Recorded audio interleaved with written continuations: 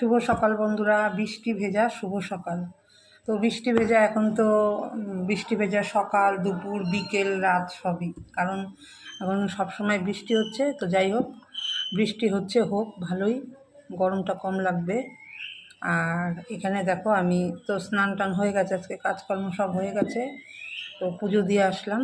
এখন এই যে জল খাবার নিয়েছি, মুড়ি, আর সেদিন পায়েস বানিয়েছিলাম, এই পায়েস এটা খাবো, খেয়ে তারপরে রান্না বসাবো। তো আজকে একটু খিচুড়ি করবো, যেহেতু বৃষ্টি। এখন আমরা তো বৃষ্টি হলেই খিচুড়ি আমাদের মানে করতে ইচ্ছে করে, খেতে ইচ্ছে করে।